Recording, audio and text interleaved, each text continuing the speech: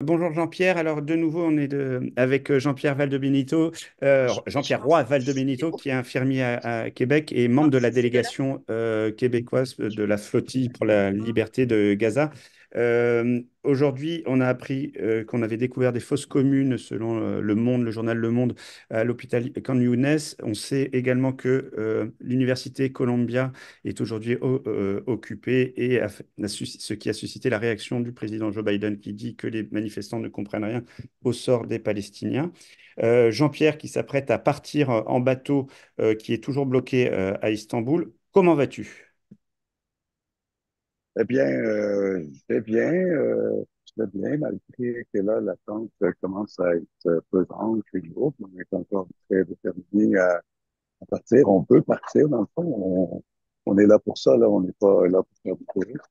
On veut partir. La pression des pays, les États-Unis, les États-Unis, l'Allemagne et l'Angleterre étaient à Ankara il y a quelques jours, mettre de la pression sur le gouvernement turc pas laisser partir la côté. Donc, c'est ce qui explique les retards. Donc, ils sont partis. Donc, toute la solidarité qui s'exprime sur les réseaux sociaux, les lettres qui sont envoyées aux députés, une lettre qu'on a écrite à Mélanie Joly tout récemment, vise à mettre de la pression sur le gouvernement canadien pour que ça puisse faire un peu le contrepoids à ce que subit la Turquie en ce moment.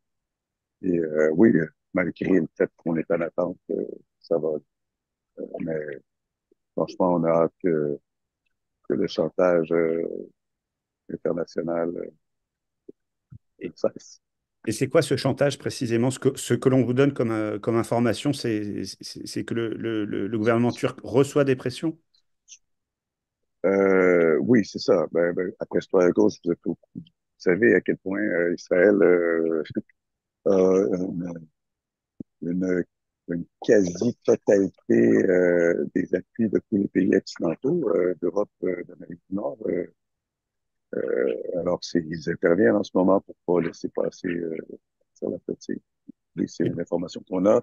Il y a des collègues de la flottille espagnole qui me commentaient, qui avaient vu dans les nouvelles turques, justement, ces délégués internationaux-là dans une réunion en tête. Et est-ce que vous savez, est-ce qu'on vous laisse entrevoir la possibilité de partir dans les prochains jours? Puis, écoute, on nous a dit qu'on ferait le point demain soir pour voir s'il y avait une possibilité rapide de quitter la Turquie. On va le savoir demain ou après-demain soir, si on va. Et comment le vivent vos camarades des autres délégations? Un peu de la même façon que nous, c'est-à-dire qu'on est très déterminés, on est là, mais le temps fait en sorte que ça use et que, comme on n'est pas là pour faire du tourisme, on veut partir, la situation est importante, est criante à Gaza, on veut partir, on veut poser ce geste-là. Euh,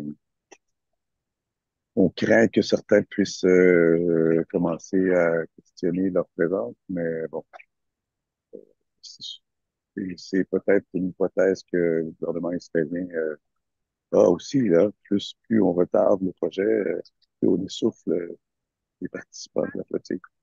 Et est-ce que vous avez l'impression que le projet, enfin la flottille est de plus en plus médiatisée ou qu'il y a une forme de lassitude Non, je- moi et Lima, on donne deux, trois, quatre entretiens par jour. Donc, du ok. point de vue de la médiatisation au Québec, elle est présente. Nous, sur les réseaux sociaux, on a une réponse importante aussi. Euh, on sait que les Espagnols puis que les Américains, c'est repris. Il y a une forme de reprise. Et c'est le but aussi, hein, ce geste-là, il est aussi euh, politique et on veut qu'il soit repris par les médias de masse aussi. On veut que nos lignes politiques soient reprises aussi. Ça marche pour l'instant, je crois. Ben, j'espère. Alors, je ne vais pas te prendre plus de temps aujourd'hui parce que je sais que tu as un entretien avec une grande chaîne nationale c'est Novo, je crois, dans quelques minutes. Donc, en tout cas, merci. Nous, on se revoit demain, demain après-midi. J'espère que vous aurez eu des bonnes nouvelles pour le départ et puis pour amener cette aide. visiblement, qui est plus que nécessaire. Il n'y a plus d'hôpitaux du tout, donc si j'ai bien compris. C'est épouvantable. Ah oui. Donc, bah, écoute, Bon, merci. même, peut-être tu peux m'informer, étant donné que je suis en Turquie, des fois un peu le suivi des médias. Même l'hôpital européen est tombé? Même, bah, j'ai pas entendu.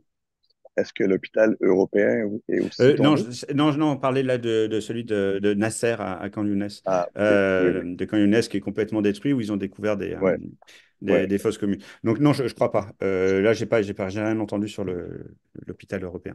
Donc OK. Bon, j'espère pas. Ça. on te souhaite. Bon, merci beaucoup Jean-Pierre, et puis à bientôt. À demain.